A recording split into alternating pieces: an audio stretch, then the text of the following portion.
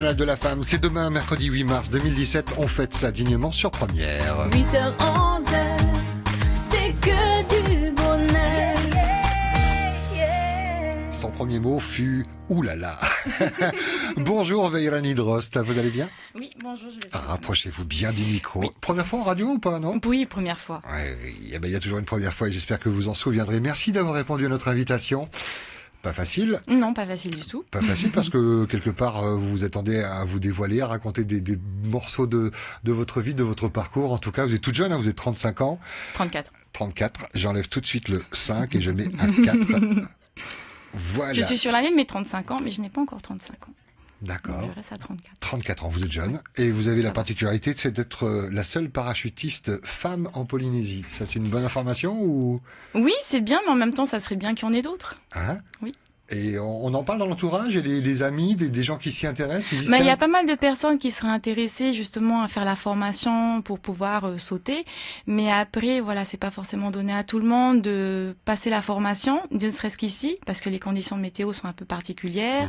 D'ouvrir ne serait-ce qu'une école aussi, c'est pas évident. Ils ont essayé à un moment donné de faire des formations justement pour avoir plus de sauteurs, mais ils n'ont pas réussi justement parce que c'est pas évident.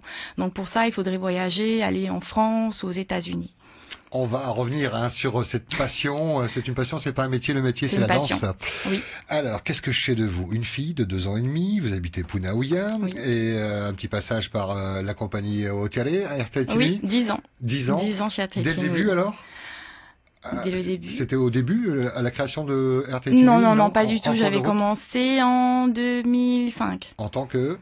Agent contrôleur recettes aériennes. Je suis restée 10 ans dans le même service. Et un grand virage, l'ouverture de l'école de danse. Oui, tout à fait. Comment on arrive à... Alors, la danse était déjà présente, j'imagine, depuis Oui, très j'ai tôt. commencé la danse à 3 ans et demi. Donc après, je n'ai pas arrêté de danser. Je n'ai fait quasiment que ça pendant toute ma vie.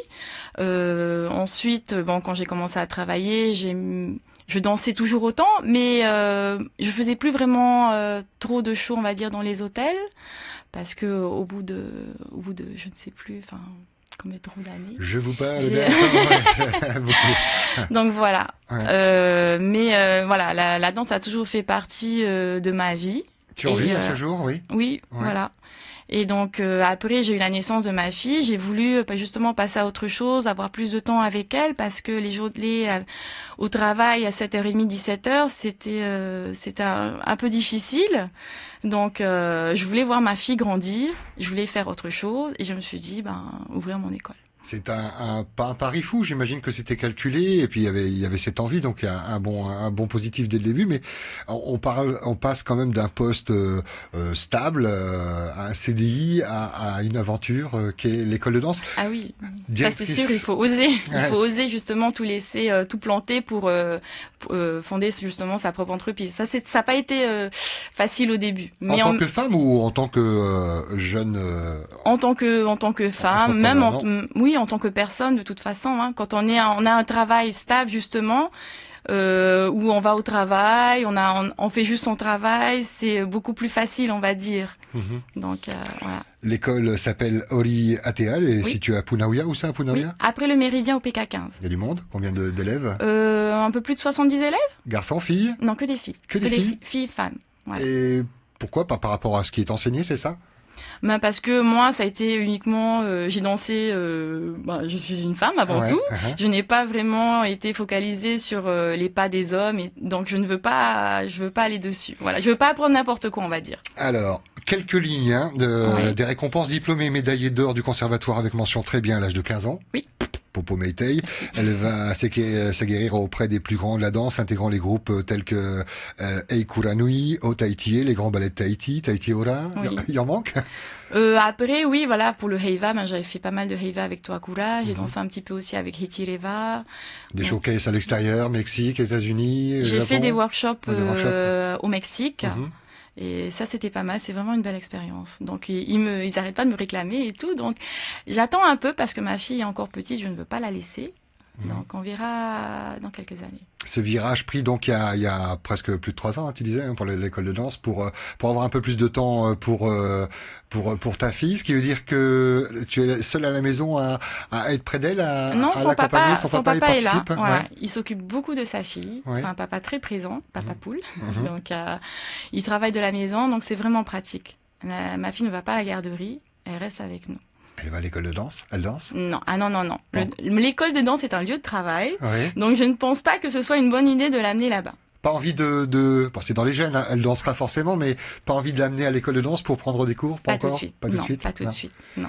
Chaque chose en son temps. Voilà, On en tout à revient fait. à cette passion et puis alors j'ai un terme qui m'a été donné par notre réalisateur Thierry Chin qui alors non seulement tu es seule parachutiste femme en Polynésie française et tu le regrettes, on l'a bien entendu tout à l'heure, mais on espère que ça va évoluer avec peut-être une école. Peut-être. Alors tu fais du wingsuit, De la wingsuit. de la Oui. wingsuit. Alors quoi c'est une discipline, de la chute libre. Ouais. C'est-à-dire qu'en chute libre, on commence d'abord par ce qu'on appelle le belly. Enfin, moi voilà, j'ai fait ma formation aux États-Unis, donc les termes c'est surtout voilà. Simplement d'écrire, ça part Voilà. d'un parachute. En fait c'est la discipline commence par d'abord un saut sur ventre à plat ventre, on va dire. Mhm.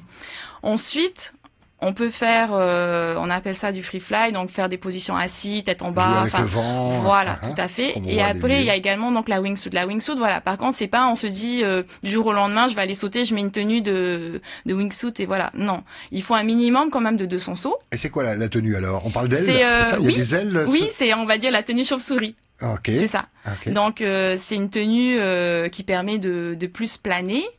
Et donc voilà, il faut quand même un minimum de sauts pour sauter avec ça, parce que si on n'a pas l'habitude, c'est quand même un peu comme une camisole de force. Mhm. Donc il faut d'abord avoir son calme et tout, savoir la gérer, parce que c'est pas évident de voler avec. Hein. Ouais. Moi-même, je suis toujours encore débutante là-dedans. Hein. J'aimerais bien pouvoir progresser, mais voilà, il faut sauter beaucoup plus. Et quel était l'élément déclencheur de cette envie d'adrénaline? Parce que j'imagine que c'est pas sans danger. Ah oui, non, c'est sûr, c'est C'est pas quoi, sans c'est danger. l'envie Il faut de- juste être conscient justement du danger, vérifier son matériel à chaque fois avant chaque saut. Il n'y a pas eu de réflexion. C'est une femme. Tu es folle. Tu es folle. Oui, enfin, chez les copines, justement, souvent, elles me disaient, mais tu es folle de faire ça et tout. Bah non. Pas de mauvaise réaction de la part des hommes par Non, rapport pas du à tout. la force qu'il faille peut-être avoir pour. Non, du non, parce que Non. c'est pas de la force, c'est juste une maîtrise de son corps, avant tout. tout. Monsieur fait aussi, hein, pratique. Oui, en fait, c'est lui qui avait commencé justement sa formation. Il avait commencé sa formation 2 mois avant moi, donc aux États-Unis. Et moi, je me suis dit, bah tiens, je vais essayer. Donc j'ai fait directement un saut avec le propre parachute. J'ai pas fait de tandem. Donc ça, je voulais pas. Je voulais faire un saut directement comme lui. Et finalement, ça m'a plu, donc j'ai continué la formation et tout. Et en couple, et ensemble, donc Oui. sans voir en l'air, si vous, je peux pas Voilà, oui, oui. Veyrani Drost est mon invité encore pour quelques minutes. Qu'est-ce que représente pour toi la journée de la femme? C'est demain. Alors la journée de la femme, des droits de la femme. Des parce droits que de la c'est- femme, Voilà, c'est ouais. la journée des droits de la femme. Pour moi, c'est, on va dire, une journée comme les autres.